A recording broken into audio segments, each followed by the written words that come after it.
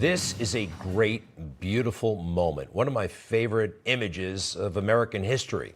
The Republican convention in 2020, watching brand new citizens, well, actually become citizens. They take the Pledge of Allegiance and then they took the citizenship oath from India, Ghana, Lebanon, Bolivia, Sudan, from all over the world. They came here legally. And of course, America is the land of immigrants. Legal immigrants are so welcome. We need them. However, coming here illegally is a bad, bad idea for the immigrants, for the people who already live here, because it just stands to reason if you will break that law, well, you'll be inclined to potentially break other laws. Donald Trump was not wrong when he said this, which at the time really blew people's minds, but it's just logical. They're not sending their best. They're not sending you. They're not sending you. They're sending people that have lots of problems, and they're bringing those problems with us. They're bringing drugs, they're bringing crime, they're rapists, and some, I assume, are good people. This is true, obviously. Again, it's logical, but because he said it, the fake news flipped out and denied a basic reality. We have to make sure that we get our facts straight.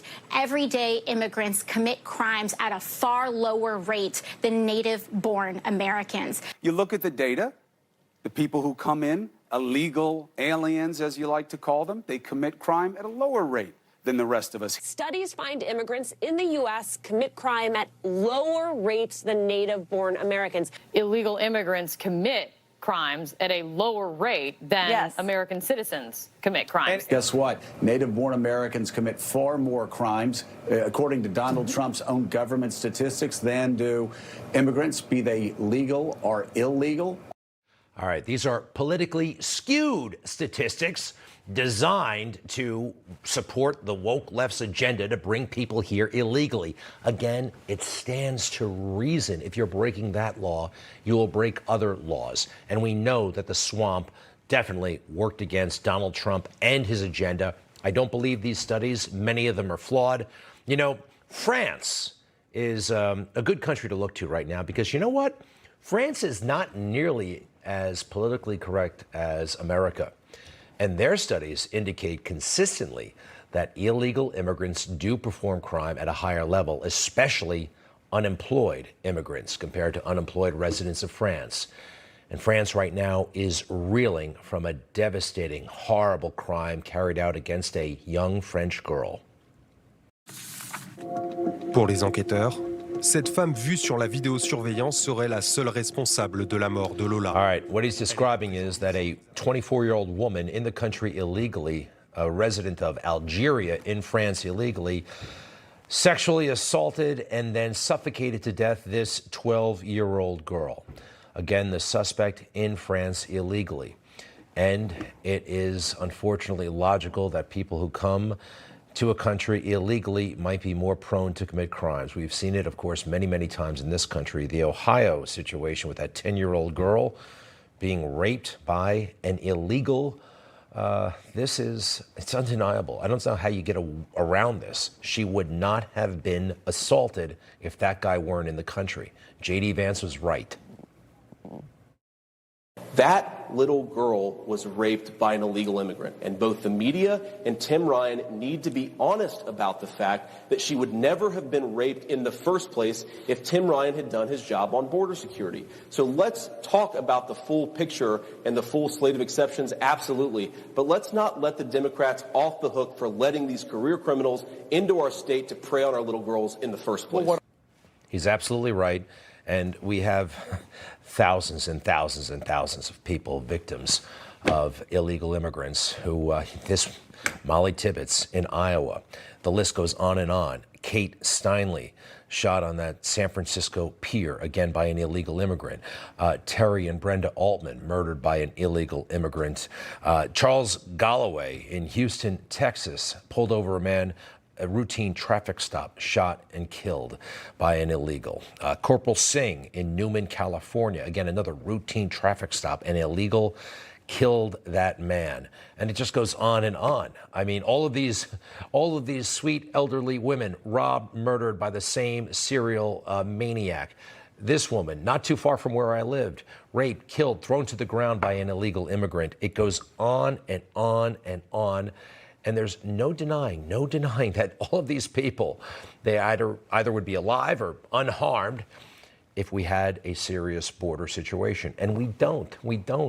Joe Biden openly mocks every one of us as he frolics on vacation and eats ice cream. He's never been to the border.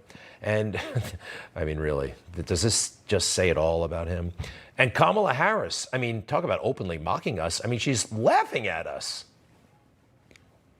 Just quickly put a button. Okay. Do you have any plans to visit the border? At some point, you know, we are going to the border. We've been to the border. So this whole thing about the border, we've been to the border. We've been to the border. You haven't been to the border. And I haven't been to Europe. And I mean, I don't understand the point that you're making. Speaking the point that the Biden administration is blowing off their responsibilities to secure the country. This is an impeachable offense. You can look it up in the Constitution. It is one of their duties to protect us. The border must be maintained.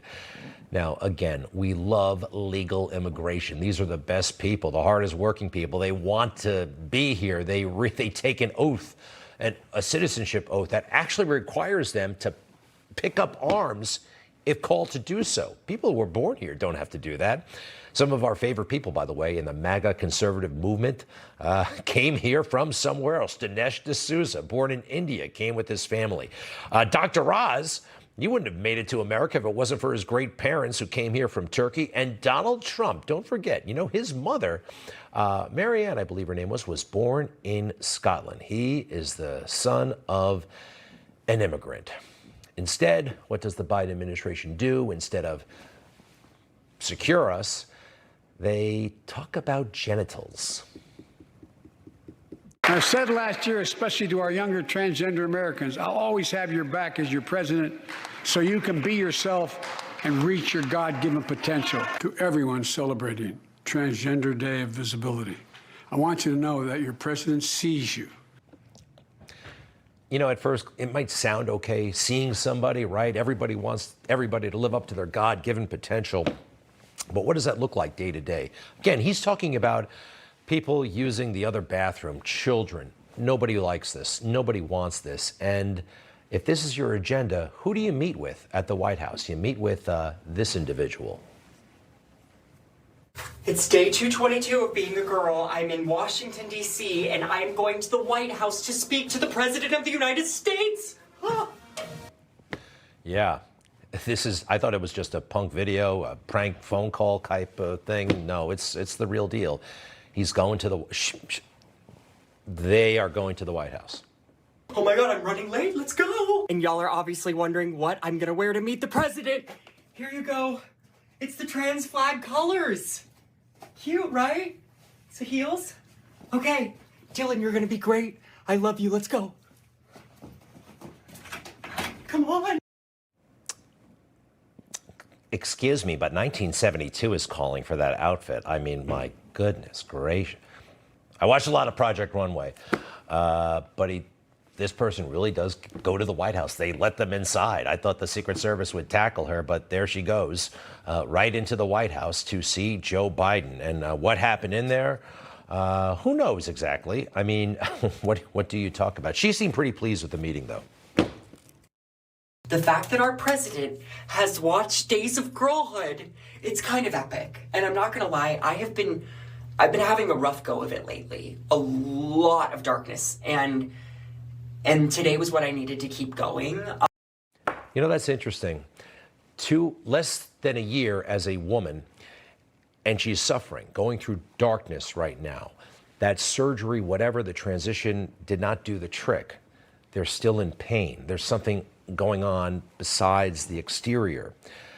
And this gets overlooked. By the way, this individual is a very big deal in this world. How many followers does? 8.3 million followers. And this show, she said that Joe Biden actually watches the show. Let's take a look at that show. Breaking news! It's day 220 of being a girl, and we have another boob update. I have been on hormones now for 10 months, and I started to dissolve my estrogen pills under my tongue, which some of my trans gal friends told me to do, and I'm not a doctor, so don't take my word for it, but I'm telling you, it's working so much better. So this is where it gets really dangerous, because this kind of stuff, kids are consuming it, and it's trendy, and it's cool, and it's a shortcut to status, maybe even some money. All right? There are people going down this road who shouldn't be, and that's a problem. And oh, by the way, America doesn't like this stuff, all right, at least when it comes to kids.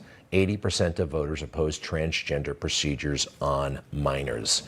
But Joe, somehow, I don't think he's in the 80%. No, he's not, because he has an unusual relationship with children and old people and middle-aged people, but he does not know the limits. He doesn't know personal limits. He doesn't know the limits of government.